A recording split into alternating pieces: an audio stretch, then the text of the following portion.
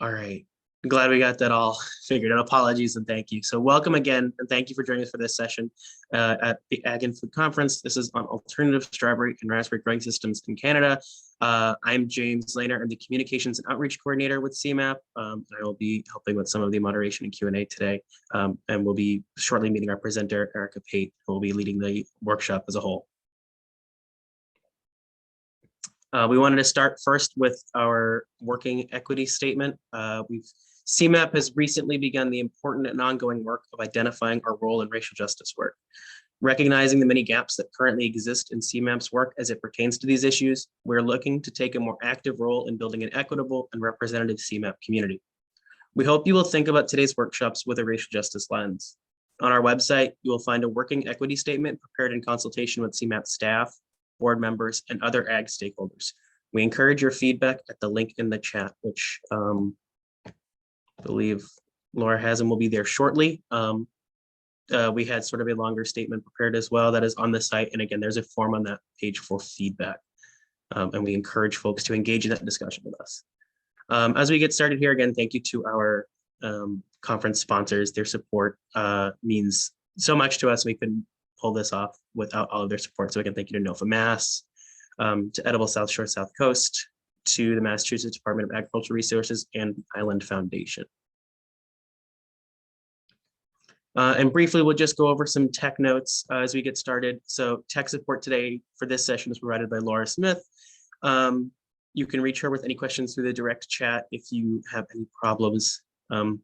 Make sure your name is correct and add your pronouns if you feel comfortable. Make sure to stay on mute during the presentation, but if you'd like, you can stay on video. Again, as Shannon mentioned earlier, if you stay on video but don't speak, you won't appear on the recorded session if that's a concern for you.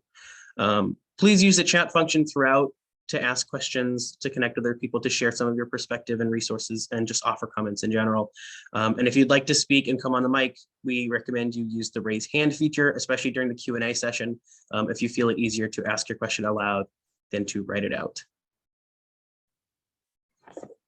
Great, and now I'd like to welcome our speaker and our presenter for the session, Erica Pate.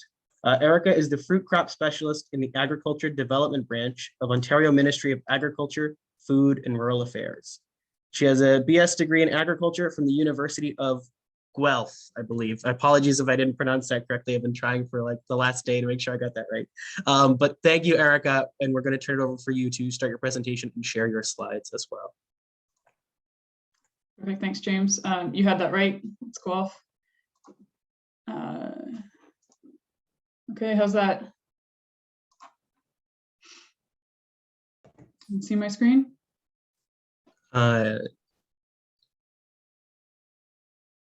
Yes, there it is. Okay, and you can hear me okay? Okay, perfect. So thanks for that introduction. As James mentioned, I'm from Ontario. So I work with strawberry, raspberry, and blueberry growers for the most part. And I'm going to talk a little bit today about some of the alternative growing systems that we're seeing, mostly for strawberry and raspberry. So in the last few years, we've seen growing interest in some of these different production systems, mostly soilless production systems. So that's what I'm going to go over. First, I'd like to go over, do our first two polls, if you can pull those up. The first one is just to give me an idea of who's joining us today. Can I launch the polls? Oh, there we go. Yeah, just to give you an idea of who's here. Definitely happy to have anybody, if you're currently growing strawberries or any berries and you're here to learn more, or if you're interested in these new alternative systems that we're seeing.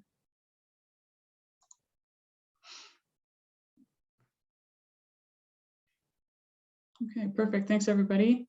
And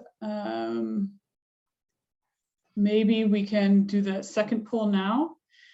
And the second poll is about what is your biggest challenge facing, or what is the biggest challenge facing berry growers in the next 10 years?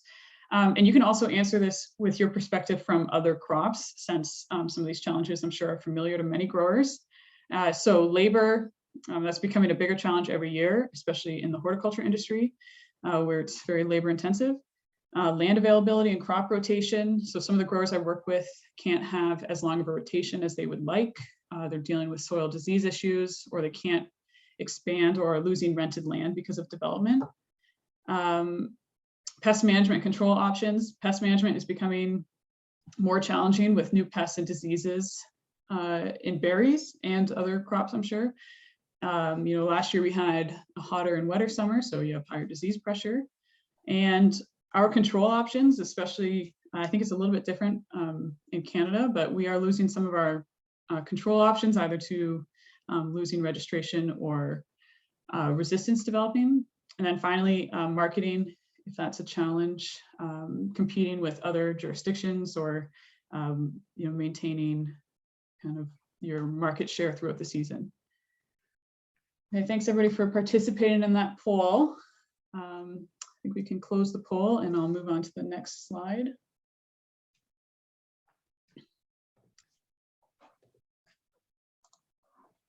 So I hope today to, let's see if I can advance. I hope today to go through how these systems are addressing some of those challenges that I just went through. So growers are getting into both strawberry and raspberry substrate berry production for a few reasons. So these are systems where the plants are grown out of the soil in a soilless media. So this is related to that poll question. Some of the growers are moving out of the soil because of land constraints or soil disease pressure. So bringing berries out of the soil means you don't have to rotate. You can produce berries where there's poor soil quality, and you don't have to worry about soil disease pressure or the need to fumigate. Another big advantage of these systems, particularly with raised tabletop strawberries, like you can see in this picture, are the improved labor conditions and labor efficiencies. So most of the soilless strawberry systems that we're going to talk about today are tabletop strawberries, and they're raised up off the ground. So as labor continues to become a bigger challenge, these raised systems are more attractive to workers and more efficient because workers are picking at a comfortable height all day. So one grower with this system said that versus in the field where the workers can pick berries for a few hours in the morning, they can pick comfortably at this height all day long. Another benefit of this system is you have more control over the system. So you have more control over fertilizer and irrigation. And if it's in a protected system, you can keep rain off the berries, which helps with disease management, fruit quality, and harvest consistency. And finally, if you're growing in a high tunnel, mini tunnel, or other protected structure that I'm going to go through today, these protected systems provide season extension. So I'll start with strawberries, generals, and just a little bit about general soilless strawberry production practices before going through those different systems. So most soilless strawberry systems are growing Dane neutral strawberries, Albion and San Andreas, for example, but I have seen other varieties. And then growers are planting in soilless media, and they plant as early as they can in the spring, early April in Ontario if they have the labor. And typical density is 6 to 9 plants per meter or 2 plants per foot. And the substrate options include, and usually a combination of core, peat, or perlite. And that depends a little bit on, maybe what substrates you can get or what your water quality is like.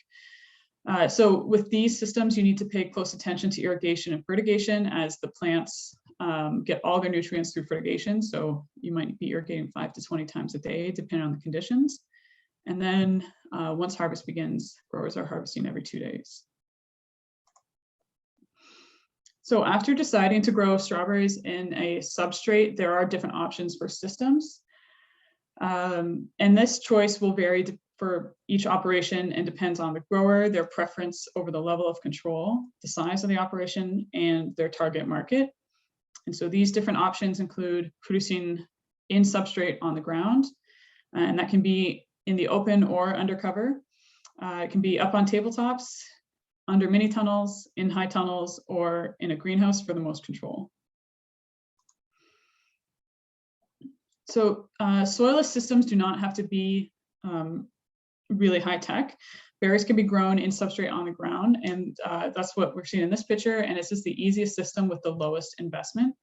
In this picture, you can see ground gutters are shaped with the soil. So they kind of made these beds and they covered them with plastic or fabric.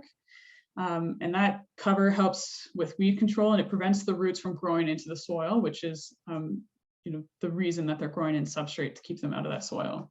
And these gutters that are made, so you can see right here, these gutters that are made with fabric or plastic, they can either be filled directly with substrate, like you can see, you can look closely there, or you can put the plants in a bag or a pot or a trough and then put it into the gutter. And then this can either be in a high tunnel, like in this system, or in an open field. So aside from being the cheapest system, growing on the ground also helps with earlier production because of the warmth from the soil. But the big disadvantage with this is that you're not enjoying those improved labor conditions and picking efficiency compared to the other soilless systems where the plants are raised up and at a more comfortable picking height. So the next level from producing on the ground is raising these plants up onto a tabletop system.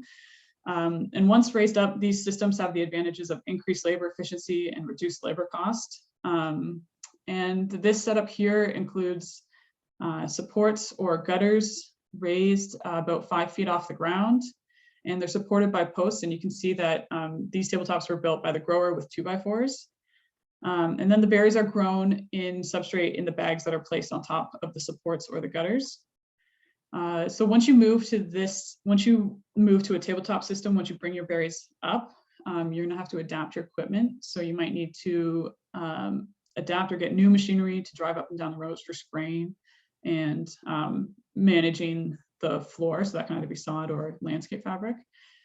And then this is an open tabletop system. So you have fewer infrastructure costs compared to having a tunnel, but you also have less control over the environment and therefore more disease pressure compared to protected systems.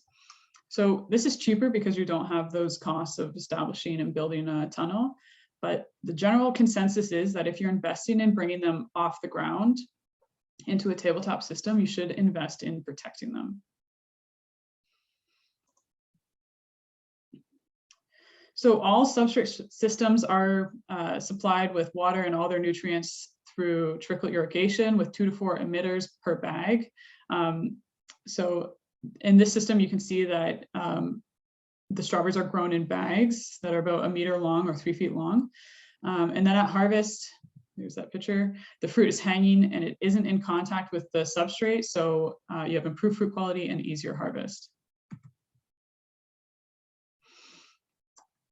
So now a little bit about those protected systems. Most of the systems that I'm seeing in Ontario or that growers are interested in are protected systems, either in high tunnels or mini tunnels.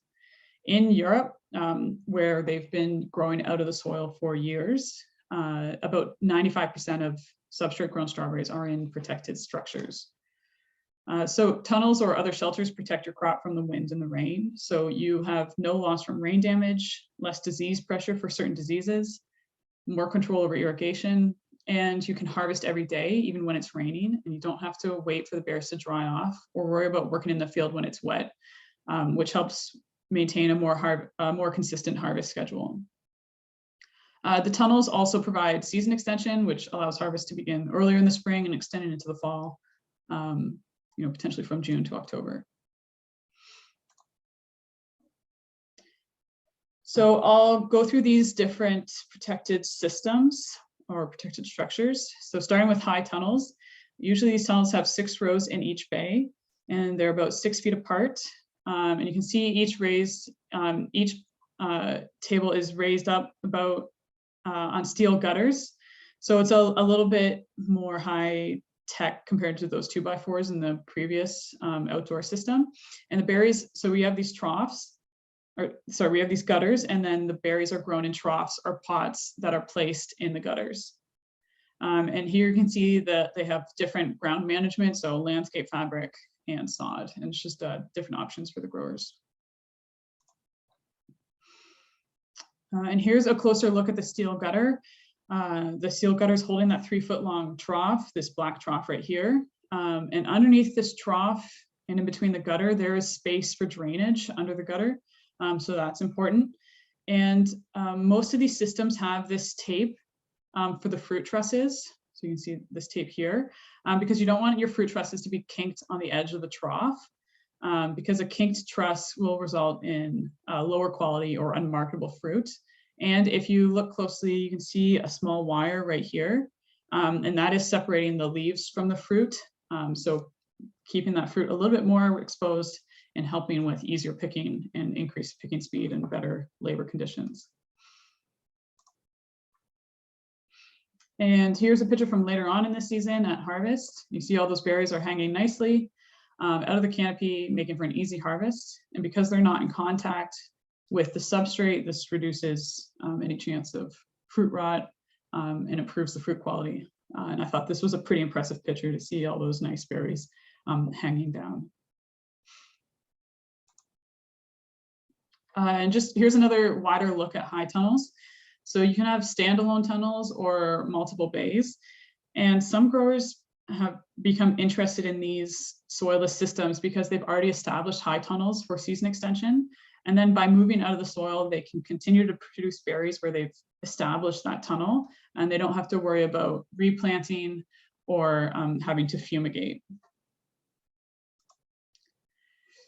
And just before moving on from high tunnels, I just wanted to mention a couple factors when you're working with these.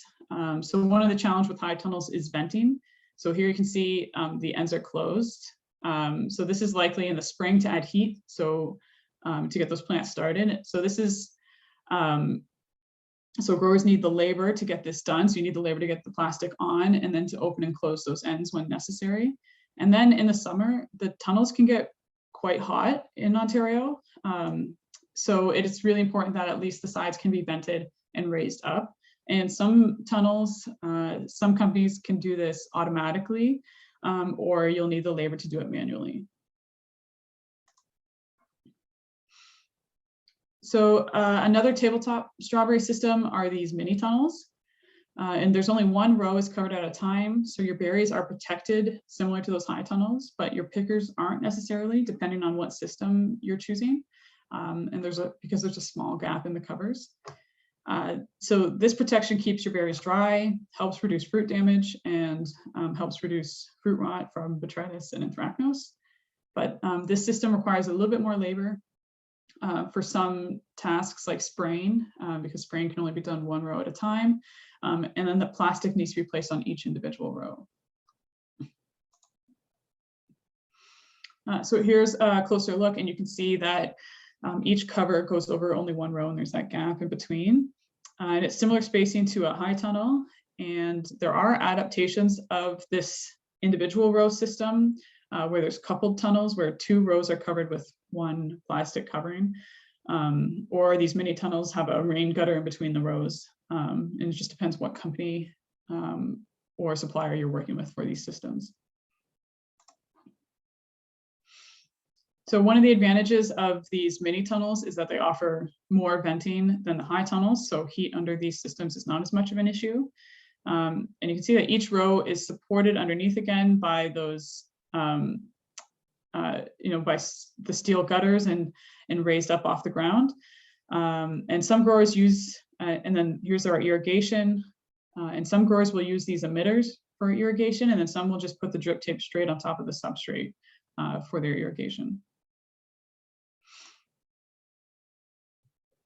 So other similar systems to these mini air and these tabletops are, some of the that are similar to these mini tunnels are these mini air systems from Meteor Systems. And they have a couple of variations, the mini air and the mini air light.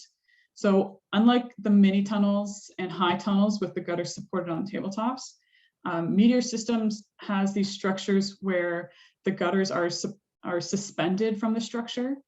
So there aren't posts supporting each row. There are posts under, maybe every 2 or 3 rows, but there's fewer posts and you have a little bit more space to move around in. So you can also see with this system, it is covered with controlled ventilation. So the entire length of this tunnel can open up and this can be manual or automatic. And it also can have rainwater collection gutters, which helps with the big demand on water. And it also provides the same improved labor conditions as tabletops, right? They're raised up at the same level, but has the added advantage of being a little bit easier to move around in that tunnel because you have fewer posts, so it might be easier to control. If you have to mow the grass, to move around with equipment when you're harvesting. So it's just a little bit more open and a little bit easier to move around in. And this is an adaptation on the the mini air light, also from Meteor Systems. So similar, but there's no rainwater collection and the ventilation isn't controlled, but there is still, there is still quite a bit of ventilation. Hang on, sorry, okay, I'm back, sorry. But again, with this mini air light, they are still hanging, so they're still suspended from that structure. So you need a pretty serious system to support the weight of those gutters and the hanging plants. And finally, greenhouse production. Our strawberry greenhouse industry is also growing in Ontario. So growers who want more control will grow strawberries in a greenhouse or a glasshouse. And these systems can include indoor heating and lights to produce off-season throughout the winter.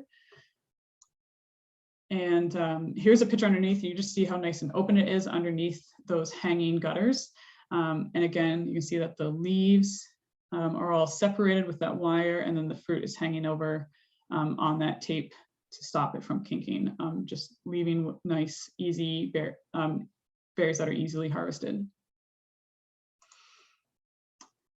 So with these different systems, before moving on, I want to talk about the different container options if you're thinking about using one of these systems.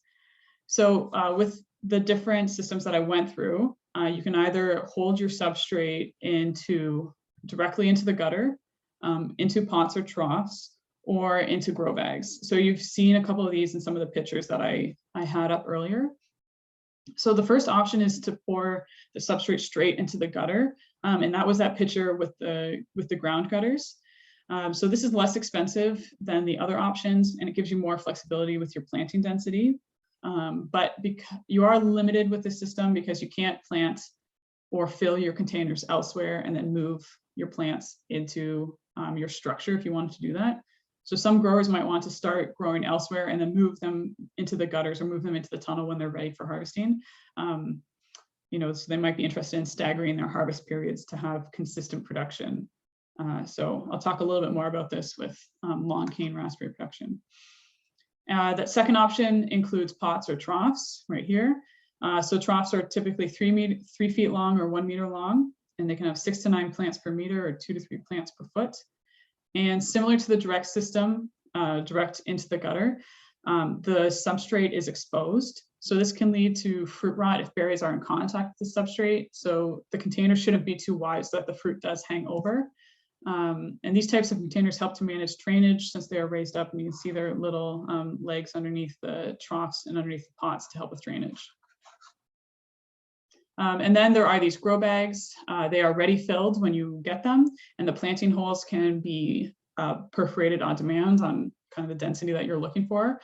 And there's no open substrate, so you have fewer challenges with weeds or fruit lying on the substrate. But the other consideration is that there's more plastic waste and it's more expensive than those other options. So that's it for strawberries. I think we'll be seeing more of these systems in the next few years, and I'm looking forward to seeing how these systems evolve in North America. So I will move on to soilless long cane raspberry production. Long cane raspberry production is a raspberry container system that combines the advantages of biennial floricane production, soilless production, and often protected culture. So these systems use floricanes that have been grown in a nursery for a year and then placed in cold storage. And since their chilling requirements have been met in cold storage, they're ready to fruit on the floricanes once they arrive at your farm. So they'll produce a crop that year. Long cane production provides an alternative to dormant bare root plants, and it's currently being used in Quebec and Europe, and we're starting to see more of it in Ontario. So a little bit about production. When the canes are mature and are dormant in the fall, they're always grown in pots. So then once they're mature and dormant, they're placed into cold storage. And then when they've reached enough chilling, they're brought out of cold storage and moved into the field for cropping, kind of depending on the timing that the grower is interested in. And the canes are planted at a density of 5 to 6 canes per linear meter, or about 2 canes per foot. And that works out to be 8,900 canes per acre, or 4,400 pots per acre. So after planting in these pots and substrates, you can expect to harvest that crop 10 to 12 weeks later, and harvest will last about 5 weeks. And again, similar to strawberries, irrigation and fertigation needs to be monitored closely, and it varies daily depending on the conditions. So, and growers will have 1 or 2 drippers per pot, irrigating 15 to 25 times a day.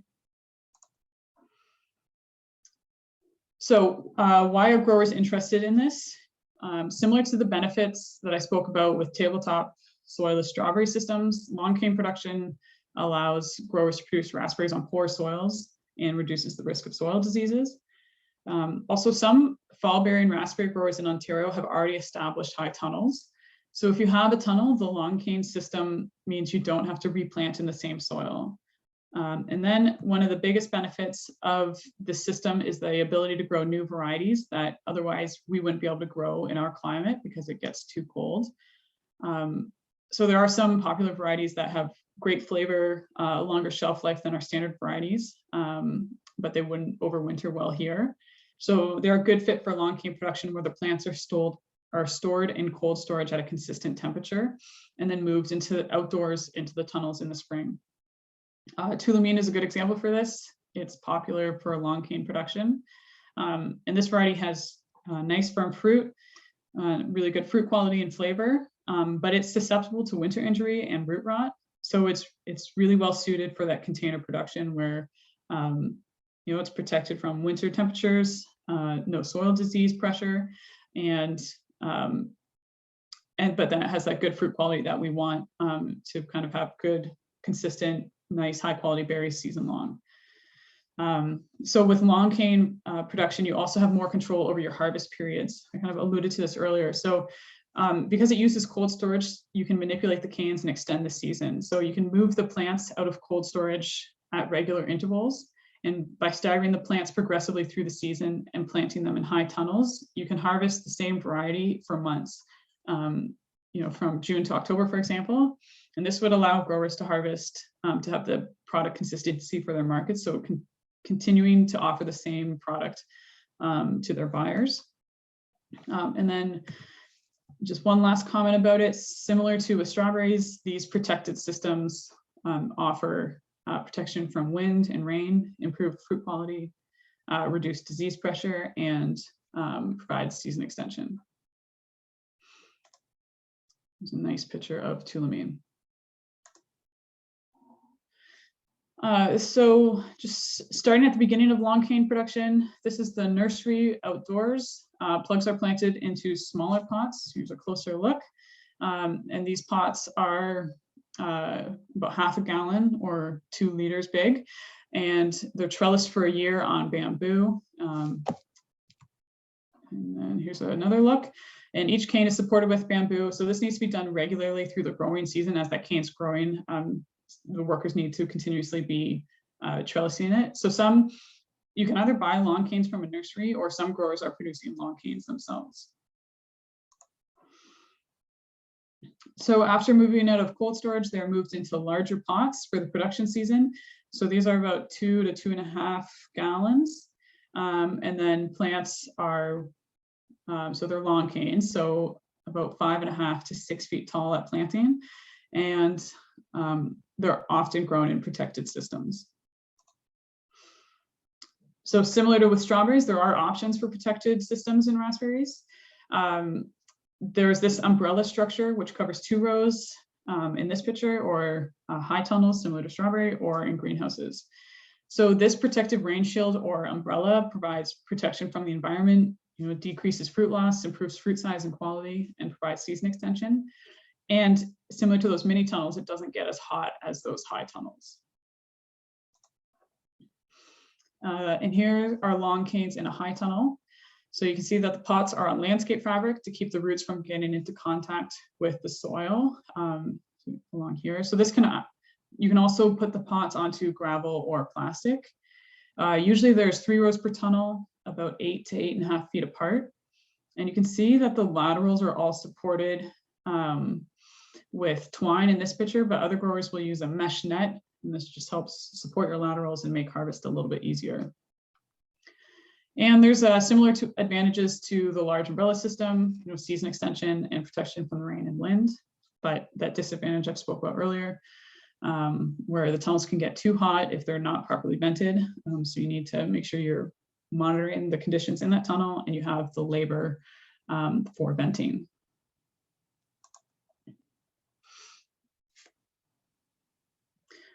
And the last system, you can also grow raspberries in a greenhouse. I don't see this often, but some growers are working on it. And I've also seen blackberries grown in substrate in a greenhouse. And I spoke about Meteor Systems, that company that provides suspended systems for strawberries. There's no systems where you're going to grow raspberries in a suspended system, but they do have similar structures for raspberry production where there's automatic venting and rainwater collection for raspberry growers. So what growers are doing long cane raspberries? Growers who are looking to manage soil diseases or work with limited or marginal land. Growers who are interested in new varieties that otherwise wouldn't survive here. And especially growers who are looking to produce consistent, high quality fruit to provide their customers, either wholesale or retail, the same consistent, high quality product season long. So just a few last comments while I'm wrapping up. After all that investment in the structures and the substrate systems, it's really important to begin with good, healthy plant material to meet the potential of these systems. So these propagators here sell long cane raspberries or strawberry plugs for your tabletop systems. And through this presentation, you've seen pictures from a few suppliers. So this is just a partial list of suppliers that provide systems, substrates, or containers. So you can follow up with these suppliers if you have any technical questions about their equipment. Tunnel Tech, Haygrove, and Meteor Systems provide the structures, and AMA, Horticulture, and Berger are substrate suppliers. And some of these suppliers might also have consultants or be able to help as you design this system. Okay, thanks everybody. And I would like to finish with my one last poll. We can pull that up. And it's just kind of after hearing about these different alternative growing systems, what would be the biggest advantage of soilless production to your operation? So improved labor efficiency. I went through why this is more attractive to workers and more efficient. And the same is true for raspberry production. Long cane production, labor efficiencies should be improved with that system. No crop rotation needed. You can produce berries on marginal land. You can produce more fruit on less land, and you don't need to fumigate. You'll have improved disease control in these protected systems. I spoke about how you can protect against certain diseases, including anthracnose and botrytis. On the other hand, some other pests will be increased with these systems, like powdered mildew and two-spotted spider mites. And then that last one, different marketing opportunities. So you can produce a consistent product through the season. You have more control over your harvest periods, and you can produce berries out of season and have more variety options available to you. Okay, that's interesting. Thanks to everybody for filling out that poll. I'm glad that it looks like you see the value in these systems and learned a little bit today. So thanks so much for having me. Here's my contact information. If anybody has questions, feel free to send me an email. And this is our blog on fruit.ca. which you're welcome to check out. And that's kind of where we post a lot of our resources and season updates. So I'll leave it there. And if there's any questions, I'm happy to take those now.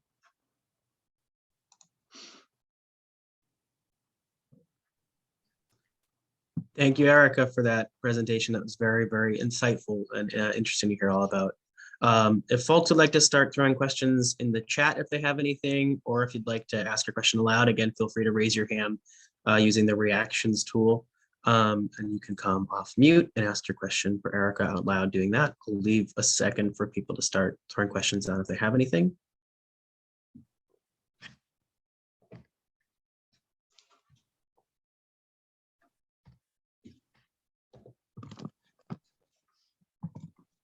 While we wait for folks to maybe throw some questions in if they're typing out or thinking about it, I wanted to bring up a point and see if you had any more you could share on it, Erica. You mentioned, despite particularly with the strawberries, you mentioned that it is a relatively non-high-tech starting point with some of the systems. And I was wondering if that sort of minimized barrier to entry has helped you see like a notable increase in people's use of these systems and the sort of spread of it across at least Ontario and even beyond. Like if that, how that sort of low barrier to entry at a tech level has played out. Yeah, that's a good question. So I think for the most part, the systems that I'm seeing are, the steel gutters with the steel posts and covered systems. But you're right that there's a lower cost if somebody's interested or wants to try it out. And they can make their own. They can make their own gutters and their own posts, and it doesn't have to be covered. So yes, I think if that makes it so kind of more people can work on this for a little bit or can try it out or establish this system if they're interested.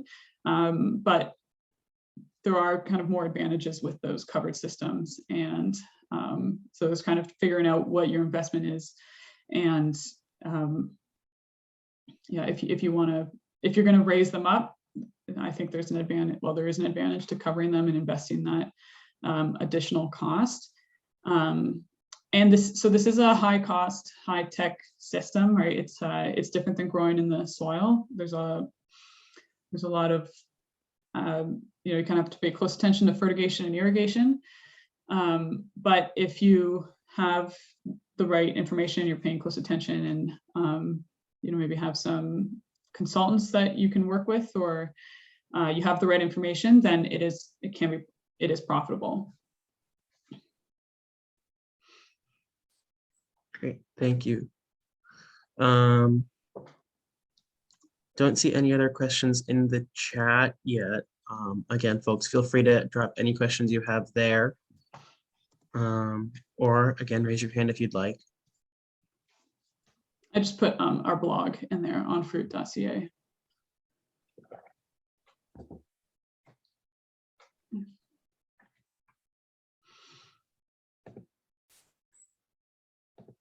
All right, well, as we wait to potentially get a question or two again from the group, Laura, if you want to throw up the last half of our slide deck, and we can start to do some of our closing. Well, yes, again, if you have any questions, please feel free to throw those in still, but we will start moving into sort of the transition out of the workshop. Again, thank you to Erica for your time and for sharing your information. It was very, very insightful and helpful. If anyone has questions that you don't get answered here or you think of later, you can reach Erica by the email on the screen, or again, go to that onfruit.ca blog for more information there as well. Perfect. Thanks for having me. Thank you, Erica. So we'll be taking a break for lunch coming up now. It's scheduled for 12:30 to 1:30. Your time's been a little up and down today, so we'll probably get to that a little early, potentially, it looks like, but about that time. Either way, 1:30 we'll start the next session of workshops. In Zoom room A, we'll be having a session on called Working Well, People Skills for Farm Leaders. In Zoom room B, we'll be looking at pest management updates in brassicas. And in this Zoom room, again, Zoom room C, we'll be having a panel on maple sugaring, challenges and opportunities for backyard and large scale tappers alike. Those are the same 3 Zoom links we've been using throughout the day. Those are in your email. We will also throw some of those in the chat again before we leave this session. just so you all have that. But again, the first thing is we're going to break for a lunch, and we will be restarting those workshop sessions at 1:30 p.m. today. And beyond the conference today, if you want to keep engaged with some of the work CMAP is doing, keep the conversation going in our agricultural community. We have two in-person farmer networking events coming up in March, on March 11th, Friday, March 11th from 3 to 5 p.m. We have a beginning farmer networking event.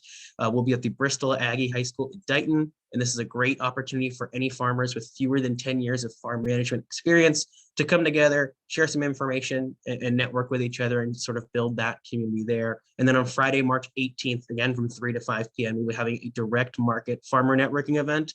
We'll be at Plymouth County Administration Building in Plymouth. And this is a great opportunity for anyone selling farm or fish products directly to consumers. That may be for more developed and established farmers, but even for some newer farmers too. That's a great opportunity to connect with all sorts of people across our food community and our food system and help to bring that network together. Both events are free. We will be requiring masks indoors for those events. There will be refreshments provided as well. There's more information on each of those events on the CMAP website at cmaponline.org if you go to our events tab.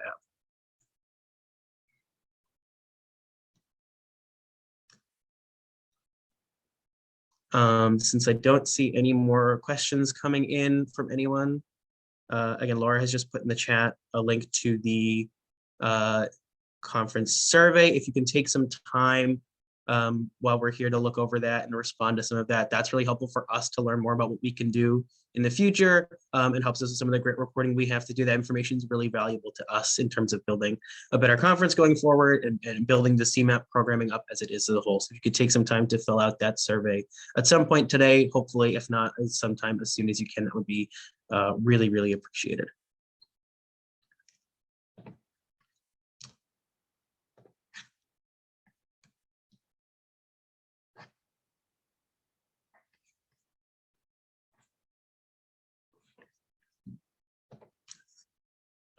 Great. And again, Laura has just dropped the links to the other two Zoom rooms. So you can go to whichever of the next sessions you would like going forward. But I believe we can break there at this point, not seeing any more questions in the chat or any hands raised. So thank you all for joining us for this workshop and joining us for the conference as a whole today. Appreciate your time and your support. Again, we'll be breaking for lunch now until about 1:30. So enjoy your lunch. Hope you enjoy something nice. And we will see you all back after that around 1:30 p.m. Thank you.